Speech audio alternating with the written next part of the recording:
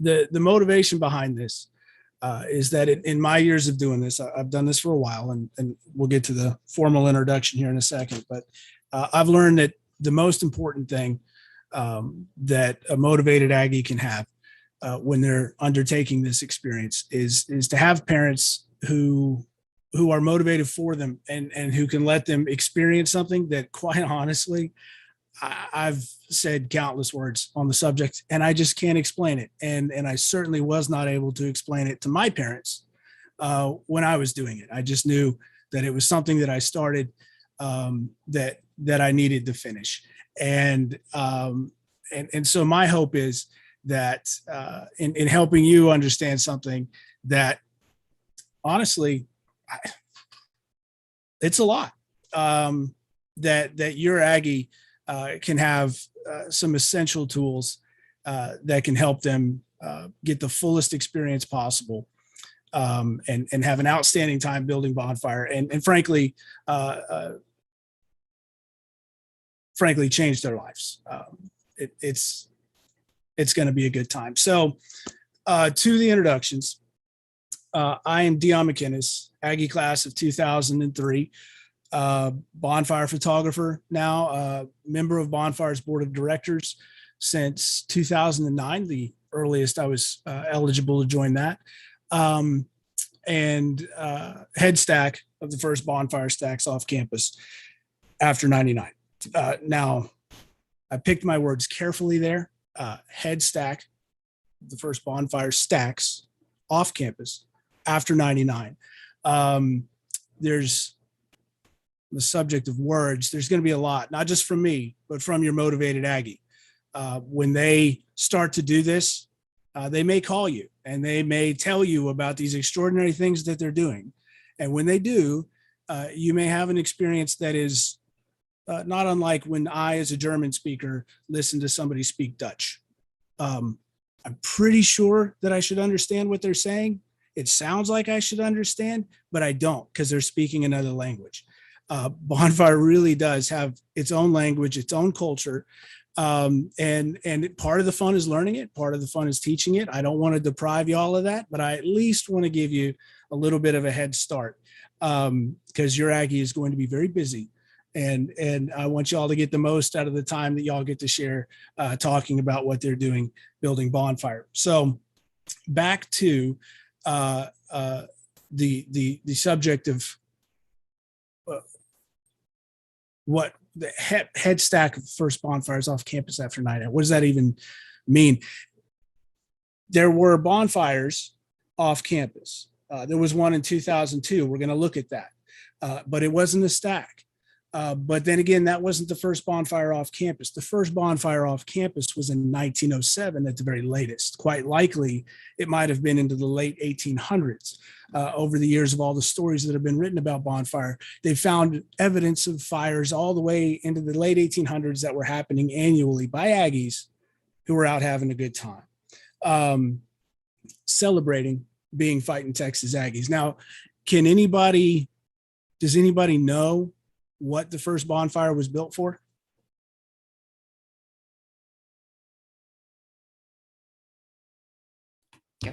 I think it was built to represent beating the hell out of TU. Commonly held belief. It did ultimately come to represent that to a degree. However, the first bonfire in 1907 predated the TU rivalry by 14 years. It wasn't until 1921 that the rivalry with TU was instituted as an actual thing. So when Bonfire started, it was actually after the Aggies had beaten some team in North Texas, North Dallas College of Mimes or something. I don't know. Nobody remembers because it doesn't matter. It was about celebrating being fighting Texas Aggies, and the fire was built next to the train station to welcome the victorious Aggies home. It wasn't about celebrating who we weren't. It was about celebrating who we are. And in that model, every bonfire since has followed.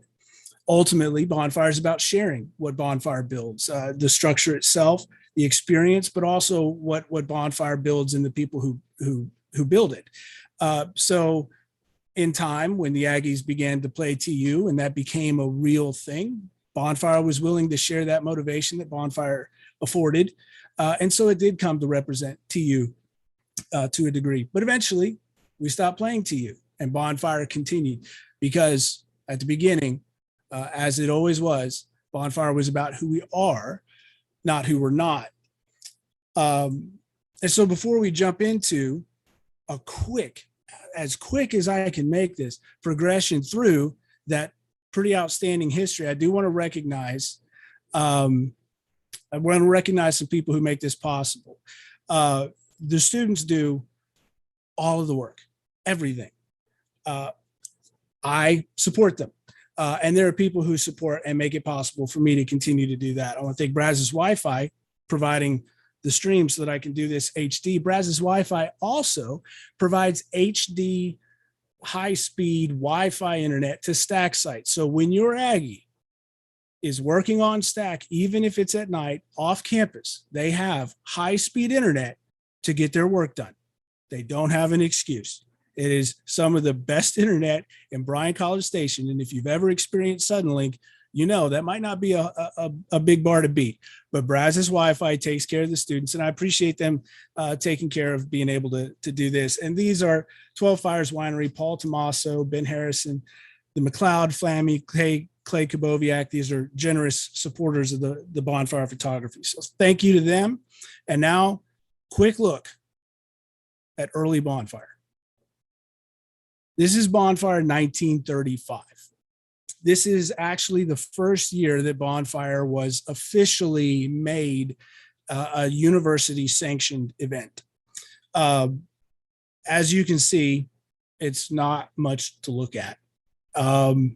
The bonfires that most people know are beautiful and well balanced and look like a wedding cake. This does not, but this is already 28 years into Bonfire's history. Bonfire was brought to campus in 1909 to the Simpson Drill Field, 2 years after it was begun. But it wasn't until 1935 when some possibly over-motivated Aggies went and tore down a farmer's barn and built a bonfire out of a farmer's barn that the university said, let's go ahead and sanction this and start providing some resources so they don't have to tear down our neighbors' buildings. By 1939, you can see it's starting to take on a bit of a prettier shape. Still things leaned up against each other, random things put up on it. And here we see what would be called the TP stack. This is 1948. Clearly, there's a big difference between 1948 and the 30s. This is starting to look refined. And there's a reason why.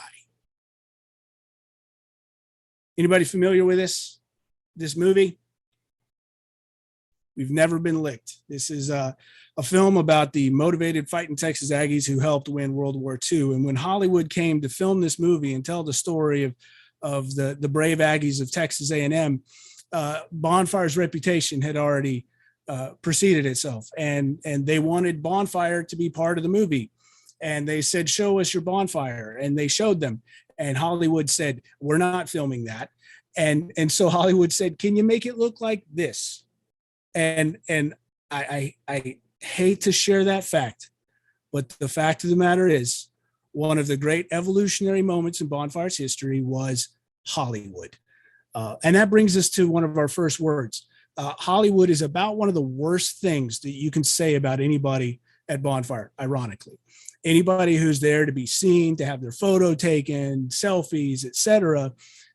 It has always been the case that everyone at Bonfire should be thinking about everybody else, and they should be thinking about their job, and they should be thinking about getting better and making their peers better and not getting on camera.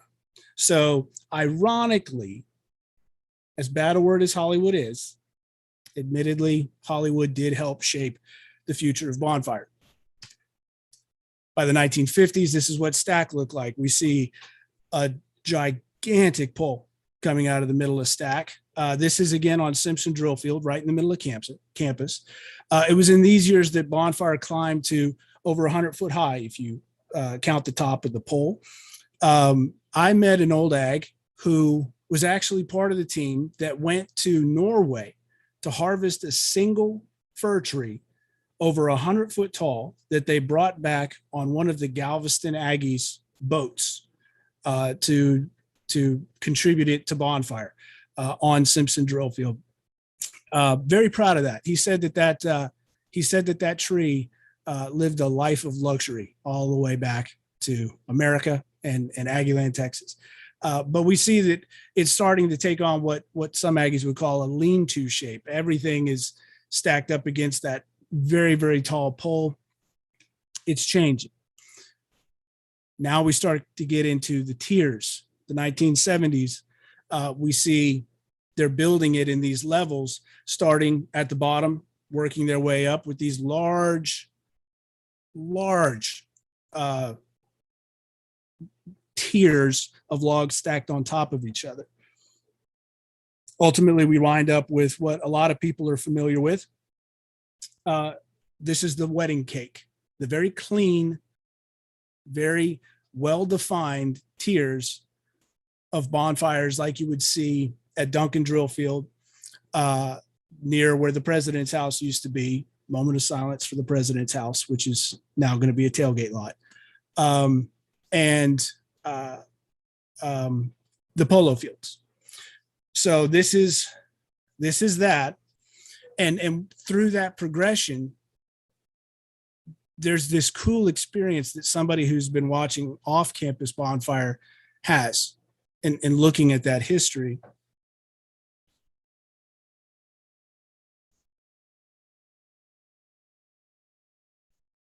This is Bonfire 2002. This is the first bonfire off campus after 99, not the first stack. This, if you look at it, if you squint, looks a bit like the bonfires that we saw that first one, 1930. I imagine it looks a whole heck of a lot like what they put together next to the train station. Bonfire 2002 was an important proof of concept for all the Aggies who felt that bonfire, without even being able to put it to words sometimes, knew that bonfire was something that needed to continue. It was something that the students started, that the students owned, and that the students took care of for decades, generations. And so when the Aggie students decided that maybe they wanted to continue, they tried this proof of concept. Can we build anything at all off campus? And so I participated in this one. We went to a place that they wanted to make a, what do you call that? Paintball course. And we cut down paths through their property and made a paintball course for them. And then we set to fire everything that we'd taken out. It was designed, it wasn't exactly just one pile. It was 3 piles that were supposed to look like the TU logo with the horn sawed off, which would have been brilliant if drones were invented then, but they weren't. So it looked like 3 small piles. Today, any number of brush piles left in the woods during the normal course of building today's bonfire are probably bigger than every one of the pieces of this fire in 2002. Just what's left over from building bonfire today. This is the first stack in 2003. We're going to see, if you haven't seen already, what the end result looks like today. We're going to see that there was this weird thing that happened in all of my years of watching the students build this and continue to do this job. In my mind, I'd kind of projected their perfection on what I built. And then one day I found the old photos from my time, and it looks, to my eye, nothing like what they're doing today. 4 tiers, very different. But I'm still proud of it. It was nice. And we're going to look at some of the things that stayed the same with that, starting with what I feel like is one of the seminal moments of bonfire off campus, and that generation of bonfire. Bonfire has generations. It didn't go anywhere. It didn't disappear. It didn't go away and come back. It just had another generation. And this is the first Centerpole and Windle sticks of off campus bonfire. So in the middle is a center pole. Going back to bonfires, early bonfires, the pole is actually a tree. And around that are 4 poles that we call the Windle sticks. These 4 poles are braced into the center pole, making the structure have a unified interior. There's a story on studentbonfire.com about where these came from. When it was time to get these, I just asked somebody, go get me 5 trees. And I didn't want to know where they got them from. And I only just a couple years figured out where they got it from. It was pretty funny. And I'm glad I didn't know at the time. But this is the interior. Now, for all that Bonfire has changed over the years, this fundamental piece has stayed the same. Your Aggie is going to be building a bonfire around an architecture that is fundamentally exactly the same as this. There's a center pole that is sunk 15 feet into the ground. There are 4 poles around it, also sunk into the ground, tied in with cross members into the center pole, providing a framework. And from that point, every log stacked into it is going to touch the ground. And we're going to see what that looks like. We still have a tiered structure. It looks like a wedding cake. It looks like that familiar shape of bonfires after the 1970s. But the difference is every log will touch the ground. There will be no logs stacked on top of logs. And it is a matter of great pride for me that students year after year, they don't have to be told. Nobody has to remind them. Nobody has to encourage them differently. They are fully committed to, without exception, every log touches the ground. And so when you have every log touching the ground, all wired to at least 3 other logs at the top and the bottom, all contained inside this structure, it is an incredibly sturdy, resilient stack. In fact, when we had burn bans in 2010, 2011, and when it flooded in 2013 and we couldn't burn on time, when we talked about, hey, if necessary, can we tear this down? What demolitions folks told us was the only way we can get this down is to burn it. So that's the structure that is ultimately going to be what we're building towards. And again, very proud that the students own that and they're proud of that. And there is no at all ever, let's do 30, it's 32 feet tall, the interior logs. Let's do 32 and a half feet. Let's do 33. That doesn't happen. It is 32 feet to the inch every single year. It's never going to be taller. Nothing's ever going to be stacked on top of anything else. If anything else, what they're going for is to get logs wrapped around these outside Windle sticks so that their second tier and their third tier go out past those Windle sticks and they can cut them off and nobody knows that the Windle sticks are there. That's the goal, but no taller. So sound on their part. And we're going to look a little bit more what that looks like as we build out. And I want to point out too, one of the things that Bonfire does, and we're going to see some of the reasons why Bonfire does this. Bonfire remembers.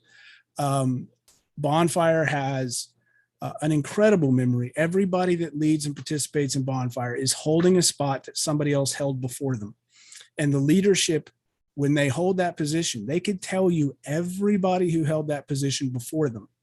And years after they're done, they'll still be able to tell you the names of the people who held that position before. It's a reminder to everybody participating that you're holding something and taking care of something that somebody else made possible. So one of the ways that Bonfire remembers is these Windle sticks. And I want to mention them because they're named after my buddy, one of the 8 gray pots who helped lead Bonfire when we started back up again. Levi Windle passed away in a freak accident off campus before we could begin building the stack that he was so motivated for. Everybody from Bonfire came to the hospital. His family was there. And it was a huge thing. And when it was over and the polls were on their way, we knew that you can't have anything at Bonfire or at Texas A&M if it doesn't have a name on it. And with the logs on the way there, we decided to name them the Windle sticks after Levi. And that would have made Levi very mad, but that's what we did anyway. And so to this day, they're still the Windle sticks. And to this day, the students carry a an admonition to not touch them. So it's fun. It's fun. Bonfire remembers, and we're going to see in so many other ways. Bonfire remembers. Now, this is what the Centerpole and Windle sticks look like today. This is a much more refined thing than what we did. And I'm so happy that theirs is better. They use actual poles, telephone poles that are coming from Lufkin Creosote, who generously donates the poles the way they did for decades. These are high grade quality telephone poles that are not treated with creosote. We see the cross members tying in. We did it with 2x12s. Today, they do it with fabricated steel cross ties and a collar, a steel collar that goes around the center pole, all welded in. A lighter, sturdier, cleaner structure. And again, great work, great progress on their part. Now, what the whole process is going to look like for your students, ultimately resulting in something that we're going to see, is in a lot of ways similar from what I experienced, but evidencing the history of Bonfire has changed and grown in positive ways. We're going to start with what most of your Aggies have already been through, cut class. From this point forward, we're going to look at last year. We're going to reference last year, hence the masks. In 2020, Bonfire endeavored to build Bonfire during COVID. The protocols that they came up with, while most are not going to be necessary this year, evidence Bonfire's commitment to keeping each other safe, making good decisions, and continuing to do their work and get each other across the finish line in a safe and healthy way. So we start with cut class, where every participant is given a short course on who's going to be giving you instructions, who to listen to, the basics of how you conduct yourself, and the rest will fill itself in through the practice of building Bonfire. Now, one of the things that your Aggie might experience is the junior red pot experience. Junior red pots are the junior level of the red pot position. The red pot is the top tier of leadership at Bonfire. Pots, by the way, are helmets. They are named for what color they're painted. So the red pots are the folks who wear the red helmets. They're in charge. They have junior red pots who have not yet earned a color because they're training to become senior red pots. So they wear empty, blank, unfinished pot liners, these helmets with their names taped onto them. The red pots, the junior red pots of 2020 had an advantage. Junior red pots are not allowed to smile or in any way emote. They are robots. And so it was really easy for them to do their job while everybody was trying to make them laugh because they got to wear masks. So lucky those guys. We also see the brown pots and the green pots, and we'll touch on a little bit of what that's like. Here's one of the senior red pots, again at cut class. The red pot position goes back for a long way. It doesn't go the entire history of Bonfire, but it goes back a long way. Red pots used to be, the red pot role was filled by the yell leaders. And it was in 1974, I believe, that Griff Lasley was the last head stack head yell leader. Griff recognized that both the yell leader position and the red pot position had outgrown the ability for any one person to do it. So they split off. And now the red pots lead Bonfire and the yell leaders lead yells. The next level of leadership that your Aggie is going to meet is, as we mentioned, the junior red pots. To put it one way, the junior red pots are learning how to build Bonfire in the hardest way. When they become seniors, they look back and realize that there was an easier way to do it than the way that they did it. But they're testing themselves to build it and build their participants with an absolute minimum of luxuries. So here's one of the junior red pots working on a tree that one of the crews have just fallen. In fact, I believe this is FHK. There are also brown pots. This is a familiar role in Bonfire, again, going back a long ways. The Brown Pots were the first upper leadership line to return to Bonfire off campus. It was Hans Betten, a big dude, the sort of dude that when he told the other Brown Pots, I'm bringing the Brown Pots back because a bonfire will not be built without a Brown Pot.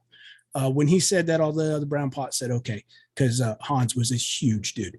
And so the Brown Pots are still here. Brown Pots will be, without exception, well, junior red pots and red pots are allowed to as well.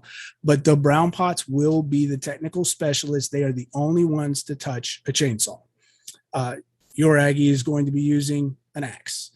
But here's one of the Brown Pots marching into the woods with his axe. Brown Pots, I would liken to maybe the chief operating officers of Bonfire, while the red pots are sort of the CEOs. We also have green pots. Green pots are, I would characterize them as the chiefs of staff, the chief administrative officers of Bonfire. They make sure the resources are where they're supposed to be, when they're supposed to be there, and they account for all personnel. Every crew is going to report through their green pots about where they are and when. A very important thing with COVID, contact tracing, and all that. Protocols will remain in place for quarantine, isolation. Crews exposed are going to have to isolate until everybody's clear. That goes through the green pots.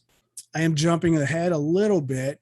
Didn't want to spoiler alert. So here's another green pot in the woods, and introducing another character your Aggie might meet. This is Ace, Bonfire's Ace. He is since 2010 been Bonfire's dutiful companion, a little bit of a motivator. And you might get a phone call from your Aggie saying, I got to touch Ace. He's kind of a turd. So if your Aggie gets to touch or pet or feed Ace, congratulations. That doesn't happen a lot. He'll probably steal your Aggie's food though. Now, you've got those upper levels of leadership. You're also going to have crew levels of leadership. Bonfire is organized, generally speaking, by residents or outfit affiliation if you're in the Corps of Cadets. So that way, people who have a common university experience, a common living experience, also in the same place generally, can go to and come back from Bonfire together as a group. These groups are going to become families. Really, to this day, my extended family is my Walton community that I came up in.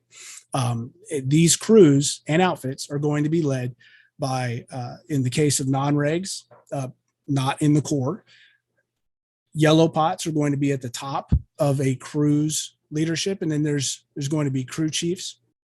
And we see the lines that we were talking about. The names of every person who has ever held that leadership position. This is Kruger Hall. And something to note, down at the bottom there, we see the Remember 99. Bonfire today has taken on something that I didn't expect when we started again. But it's natural and not surprising. I just didn't expect. Bonfire has truly become an act of memorial. So even now, more than 20 years after 99, there's a body of students that remembers what happened and remembers the responsibilities that we as Aggies have. And they remember their names and they show up at memorial because they wear that experience, not just on their pots, they wear it in their heart.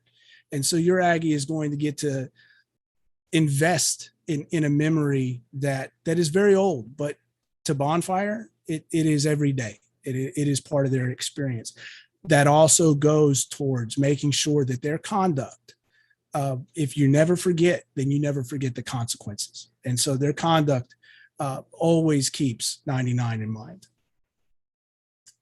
Now, the Corps is going to be led by butt pots. Butt pots coming from the shortened form of Surge Butt.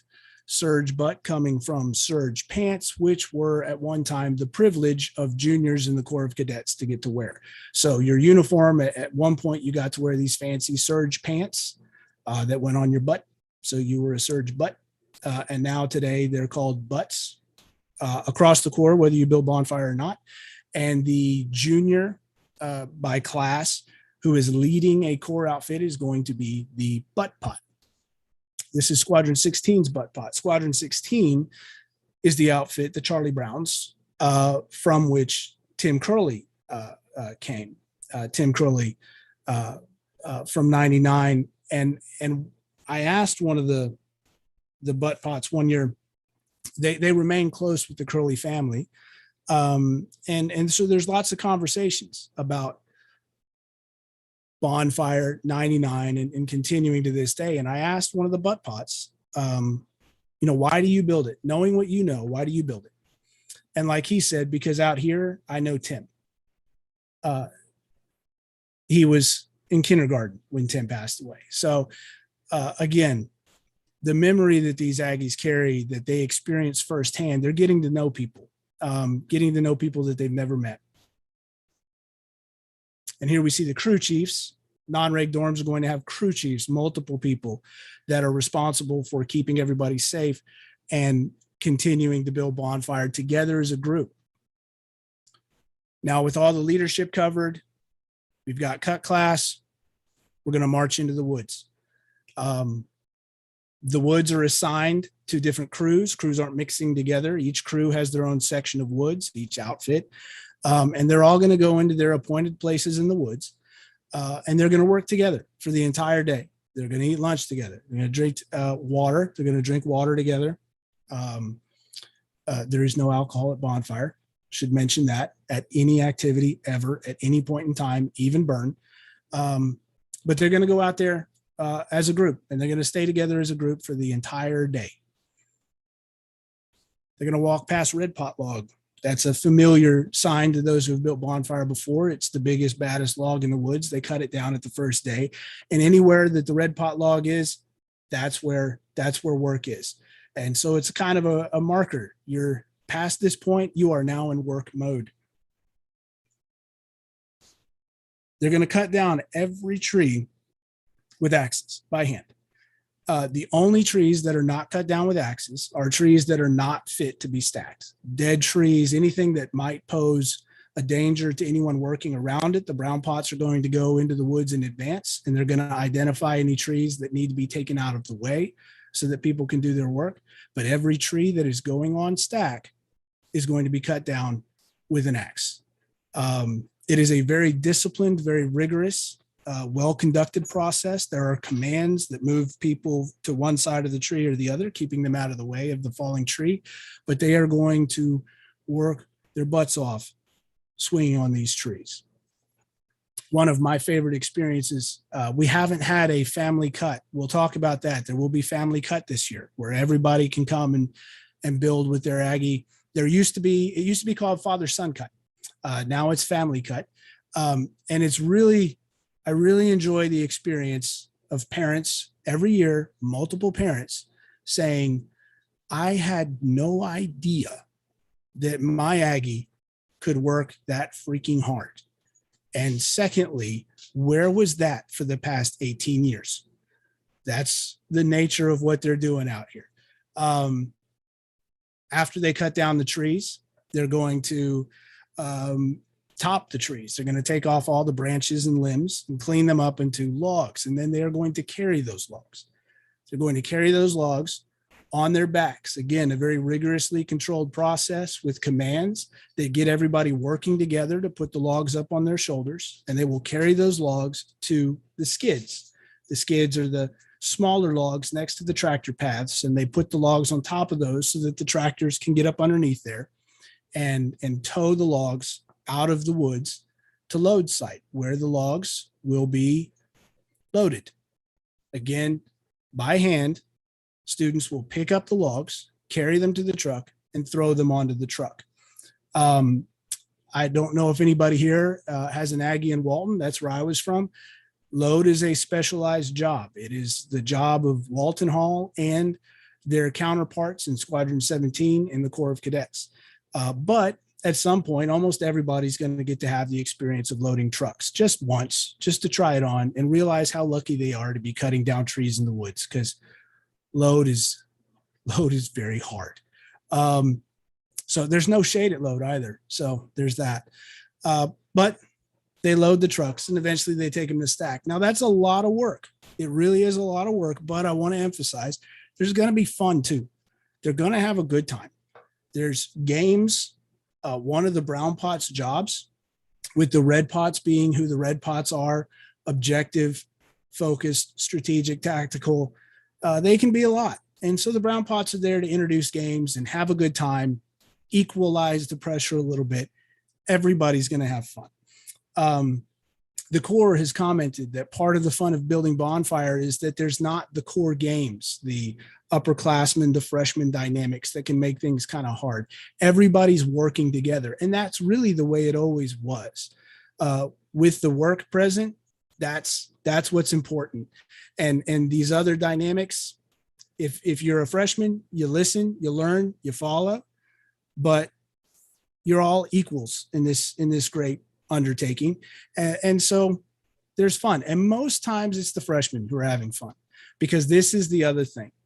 Bonfire is and always has been first and foremost for the freshmen. This is the freshman's experience. A freshman is always going to remember their fish bonfire ahead of every other bonfire that they built. This is theirs. And everybody at Bonfire is going to be fully committed towards making sure that the freshmen get to have that full experience, that ownership, and that sense that this is theirs. And that's going to be hard sometimes. That's going to look like this a little bit. Crew chiefs are going to be pushing people, challenging people, coming up with big goals. They might last a couple seconds. They might last a week. They might last all season. They're going to push. And everybody is going to push themselves. They're going to discover something that they didn't know that they had. I love watching that happen when Aggies hit the threshold that they didn't know how far down the road they could go. And they get there and then they realize they have farther still. They're not done yet. They've still got to get to the truck. They've still got to throw that log. They've still got to finish swinging. They're going to push each other. And at the end, they're going to be celebrated. The leaders are going to bring the Aggies that they're leading through this. And they're going to celebrate these Aggies taking ownership, taking this piece of history and making it theirs. Eventually, they're going to get done in the woods. They're going to bring in Centerpole. It's going to be unloaded. Centerpole unload is a big event. The freshmen are going to have the privilege of touching Centerpole. Nobody else is allowed to touch Centerpole. The freshmen are allowed to touch Centerpole and carry it to where it's going to be set. So this is a cool experience for all the fish. I highly recommend every fish find a way to make it happen. Sometimes that means getting a little bit ahead of your schoolwork if you have afternoon classes so you can be there. But Centerpole unload is a shifting experience. It's at this point that Bonfire starts to turn its attention to stack. After the rigging is applied a couple days later, Centerpole is going to be raised. Here are the junior red pots pushing the base of Centerpole into the hole while batten drilling helps raise it. Batten drilling, long supporters of Bonfire have always come out to set that hole. And God bless batten, because they do a big job. They have lots of jobs to do. I remember in 2014, they were about 3 hours late because they were not yet finished drilling the piles that would be the piers for the new Kyle Field. And they came directly from there out to stack site to drill the holes for raising Centerpole. And where they're used to conduct on regular work sites where you put a pole in the ground and you fill it in with machinery real quick, Centerpole is filled back in by hand, a shovelful at a time, with a long 20 to 30 foot pipe with a flat tamp at the bottom. Again, everything by hand. If it's not harder than you could possibly imagine it, then you're probably doing it wrong. So even setting Centerpole is going to be an experience. They're going to get into stack. And here we see what we're talking about there. There's those interior logs forming what will ultimately be that top tier of Bonfire. They're the first logs to go up. We see them working their way out towards the Windle sticks. It's going to continue to progress. And now we see second tier starting to form. This is the second layer of logs that they're putting on. They're shorter. And now you see how it makes that step down that looks like stacked tiers, but is actually every log touching the ground, but shorter logs on the way out.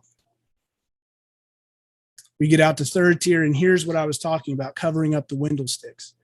If the woods are generous, there are enough long, straight, safe logs to cut down and stack. You can wind up with enough logs to get your third tier out past these Windle sticks so that when you cut them off, nobody knows that the Windle sticks are there. That's the big goal. Can you bury the Windle sticks, as they say now? They were successfully able to do that in 2020 with the woods they had. Those are going to be the same woods they have this year. So there's going to be a lot of good logs. There's still a bunch left. Now, at a certain point, Bonfire is going to stop. We're here past third tier, starting on fourth. This is the night of, at this point, this is early in the morning on November 18th. This is about on the dot. This is 2:40 something on the morning of November 18th.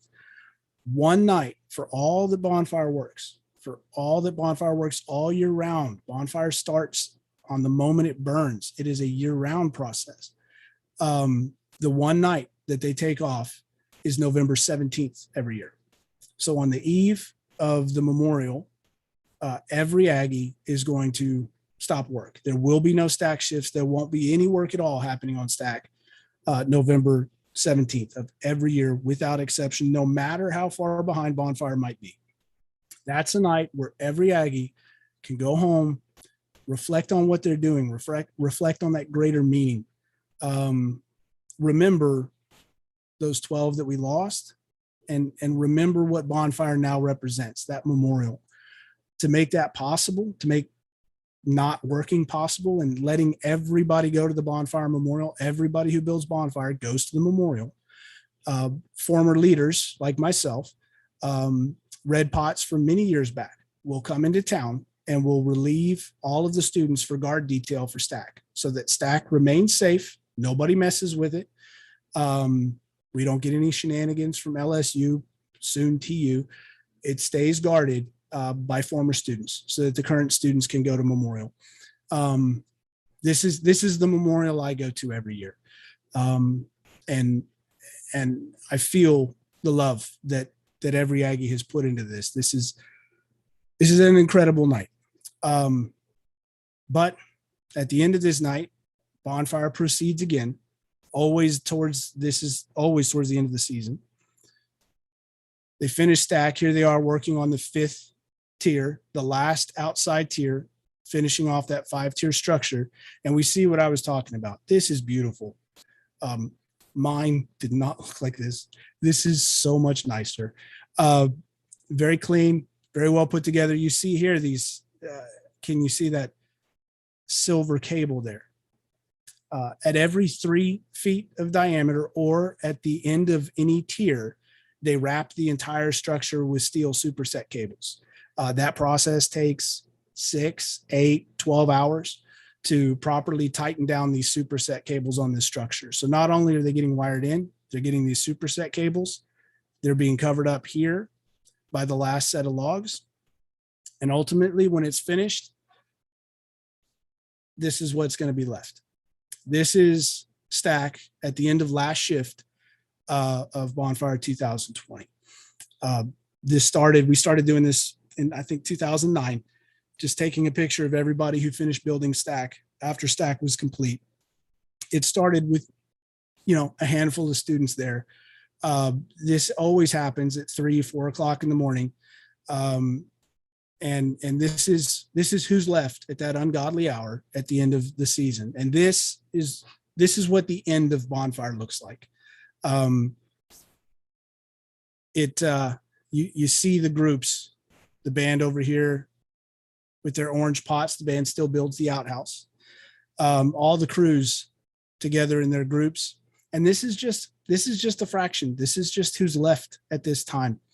But this is them in front of their bonfire, and your Aggie will be standing there. This is my favorite night. Ultimately, with Bonfire now finished, Aggies have to start building another one. And the way that Aggies start building Bonfire is to get rid of the last one. It has always been said that the first step of building Bonfire is to burn another one down. You burn Bonfire to build another. And so this was burn night in 2020. It was a unique night. Usually you try to have people there because that's what it's for.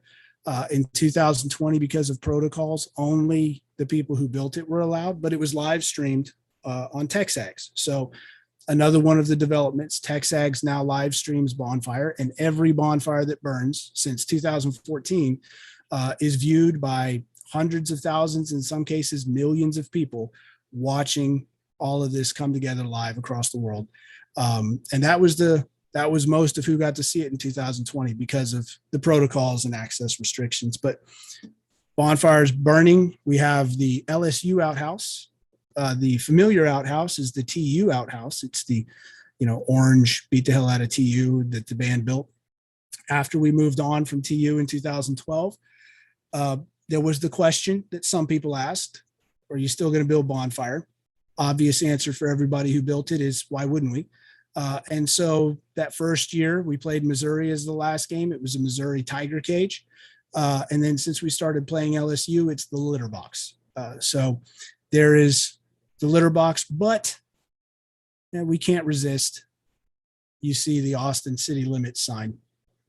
That's we just can't get over it. It's still there. And then as Stack finishes burning, your Aggie and every Aggie that built it is going to take their turns walking laps around the stack in the traditional fashion, walking a class set of laps, remembering an outstanding season that tested them, that showed them things that they didn't even know was possible, and that is going to shape their lives. Guaranteed will shape their lives. Everything that has happened to me since has somehow been improved, affected, or even just possible at all because of my time in Bonfire, and I'm not unique in that regard. Everybody who's touched it has been changed by it. And with that, with this photo here, this is the beginning of the Bonfire that your Aggie is going to build, Bonfire 2021. And I look forward to your Aggie's contribution to it. And I look forward to what Bonfire is going to contribute to them. Build the hell out of Bonfire 2021. You can follow, I'm going to take photos the entire season. You can follow those at dion-c.me. One of the things I learned in taking these photos, I just went out to play with a camera that my dad had gotten me before my daughter was born. And I asked him, how do I use a camera? And he said, he's a photographer, an actual real photographer. And he said, go take a picture of something you love so you don't have to think about seeing it. And then you can just play with the camera. And so I went to Bonfire, and that's how this started. And one of the things we learned is if I'm out there taking pictures, they're not taking selfies. So I'm going to be out there taking photos, follow along, see what your Aggie's doing, see what they're working towards. You can follow me on social media at Dion C Gallery on Instagram, Facebook, Twitter, and Bonfire the same. They've got all those accounts. They keep everybody updated there at Student Bonfire. Again, Facebook, Twitter, Instagram. We don't do TikTok or whatever else. We're a little slow, but that's that is the process. And I understand there's going to be a lot there. There's a lot of pieces that I'm sure raised questions, and feel free to ask them. Let's open it up now. Anybody have any questions at all? Comments, concerns?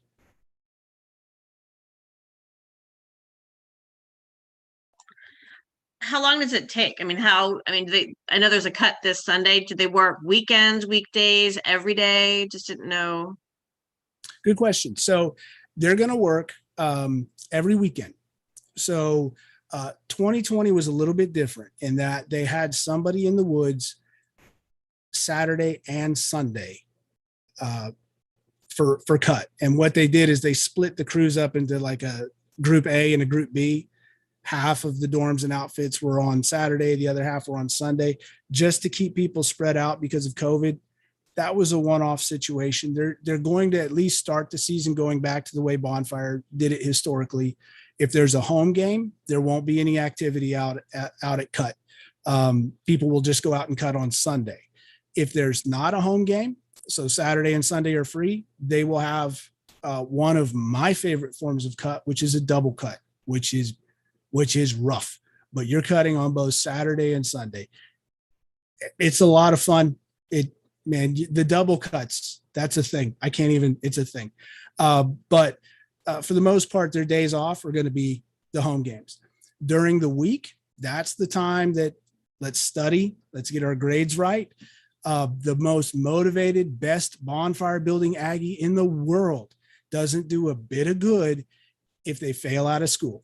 If they can't meet their requirements in the classroom, then they can't be at school, then they can't build bonfire. So everybody's going to have to learn how to pace themselves, and they're going to have leadership there to help them do that. They're going to have old guys like me going, what the heck are you doing out here again? Get back into your books and study. They're going to have Slim providing the Wi-Fi so that they can get their work done at all times. But during the week, let's focus on that. That starts this weekend, goes all the way through until late October, early November. Then Stack starts. And again, there's shifts there. Everybody's welcome to come out whenever they want. But again, we recommend pace yourself. Don't come out every single night. Take a night or two off, study, take care of your other matters. But there will be something happening at Stack every day, except for November 17th into the 18th, until Bonfire is complete. Even after Bonfire is complete, that photo we saw, there's going to be a couple days of getting Stack site ready, tearing down fences, getting rid of all the logs that are in the way for people to trip over on burn night. There's going to be some work left there. But from this weekend till the end, maybe 2/3 of that, only the weekends, Stack after. And again, Stack time, take a night or two off. Cannot recommend that enough. Take a night or two off so that you can keep yourself in balance. So how long do they cut on Sundays? So it's 10-hour shift, 8-hour shift, 4-hour shift. Do they sign up for shifts or? Yeah. So the crews are all going to cut together Okay. and the crews will cut from 8 a.m. to 4 p.m. on a single cut day. Okay. On double cut days, they've trended towards making the second cut a half day. So 8 to noon. That's the non-rake schedule. The Corps of Cadets, God bless them, but with Bonfire not being a officially sanctioned activity by the university, the Corps now has other obligations that fill in that space. Somehow it seems like outfits have outfit pictures every flipping weekend. I don't know how many times they have to take those pictures, but they have that. They have formation. They have other stuff. So the Corps is generally going to be working from 8 to 12 on any day that they're out. But on a single cut, 8 to 4, Sunday is probably 8 to 12. And they might get lucky and get to do another 8 to 12 on Sunday if they're feeling up to it. Okay, thanks. Just had a question about the Stack side. Is it, I'm not familiar with where it's at. Is it the same place every year? It has been in the same place since 2009. It is off OSR. You take Highway 6 north like you're going to Hearn, and you turn off on OSR. What is that? That's west. So you turn west on OSR. You go over the train tracks almost immediately. As soon as you get over the train tracks, your first right is Old Hearn Road. You go up there about 3/4 of a mile and there's Stack. That does bring to mind another thing. When Bonfire was moved from Duncan Drillfield in 1991, 92, the university offered Bonfire 3 different places to build. It was the university that said, you can't build it here anymore. And they said, you can build it at the polo fields there at the bottomlands of Stack, at the Relis Riverside campus, or you can build it in Carlos, which is about 3 times as far away as Stack is today. The polo fields, they weren't building buildings there, obviously for a reason. The Relis campus, we've seen what that's become. They do top secret research now. Bonfire would have been kicked out of there a long time ago. And so that leaves Carlos. That was the other thing that was offered, and the only other thing. And so all to say, Bonfire today is about 3 times closer to campus than it would have been otherwise. Thanks for the info. And y'all are welcome to come out at any time. I suggest coming out. If you want to come out to Stack. There will be a family cut, and I'm double checking the date on that. But Stack site is open. Everybody can come out and look at Stack site. It's interesting to look at. You learn a lot by looking at it. For some people, they come there to heal. There's a lot that goes with being at Stack site. So feel free to stop by and see what it's looking like at any time. And of course, they're teenagers. Bring food.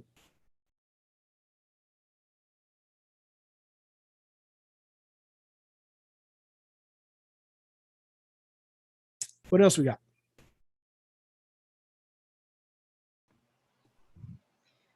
This is actually my son's second year to do Bonfire. He's a sophomore this year, and he will be a yellow pot, or he is a yellow pot for Kruger Hall. Outstanding. And I can tell you, any parents that have fish that's just new to Bonfire, one of the things that he told us was that joining Bonfire was probably the best decision he ever made. He has made lifelong friends that he considers family. And there's going to be times that you will ask questions and you will get, it's okay, you don't need to know. Especially whenever it comes time to, if they're picked up for leadership, but it's okay. You will enjoy it just as much. Now, we were privileged enough to be able to be there at Burn last year, because there was very few the ones I think that were there at the last night, they could pick up 2 extra tickets for parents so that they could join. And it is something that you definitely don't want to miss. It's unbelievable experience. And so I hope all of you get to see that. I'm looking forward to parent cut or family cut, which I was told is October 9th and 10th this year. But I will tell you, hotels are booked, so you may have to go farther out, because that is a home game that weekend.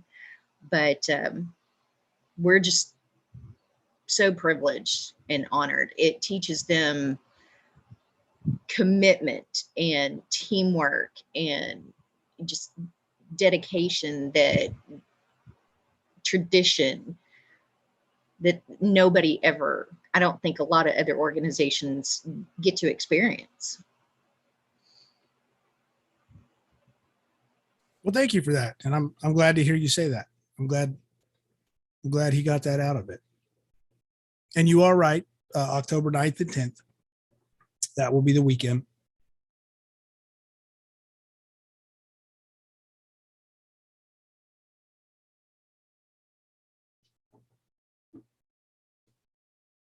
And at any point in time, not just limited to this, at any point in time, through I'm sure most of y'all saw this as the Facebook post. You got the website there, or email dion@dion-c.me, dion@aggienetwork.com.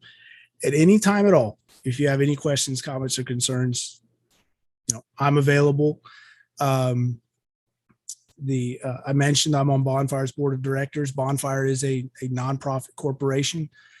We have a board of directors that takes care of the business of Bonfire, making sure that resources are available to the students, taking care of that. The students still do the fundraising by themselves, but we're there to help with bigger asks. And we're also there to advise the students through the process. And we can do that better with a complete set of information. So at any time, we're available. You can tell your Aggie. They can talk to myself, Scott Coker. We're going to be around probably more than they want us, to be honest. But talk to us. The leadership is always very responsive. It might not look like it, but they're listening, and they're coming up with decisions that benefit everybody. So, at any time, like I say, give us a buzz, and we'll talk.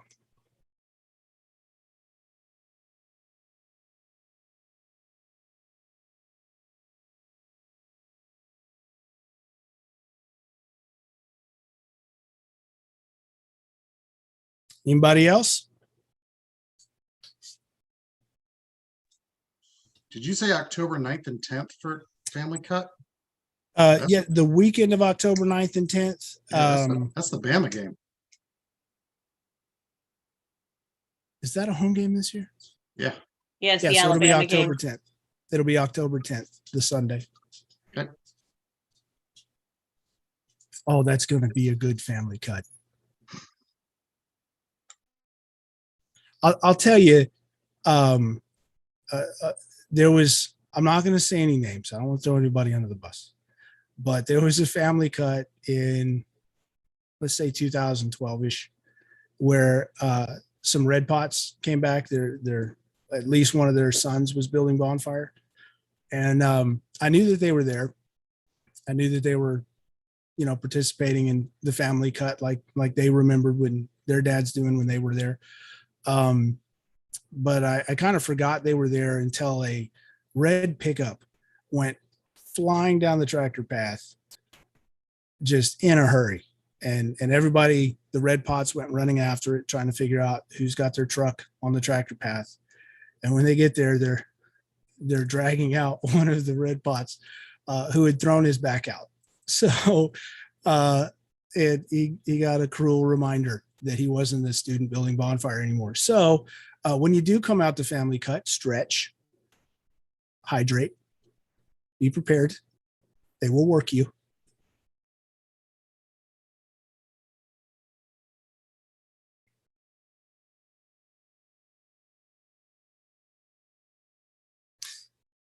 So with that, I'm hanging around as long as anybody wants. If anybody has questions they didn't want to ask in front of everybody else, I'll be here till the last person's off. But I do appreciate, again, I appreciate your time in taking a moment to learn about what your Aggie's going to be going through. I appreciate your motivation. I appreciate your Aggie. And I look forward to what they're going to do. And I look forward to watching Bonfire, hopefully over the next 4 years, shape their experience. Thanks a bunch, and build the hell out of Bonfire 2021.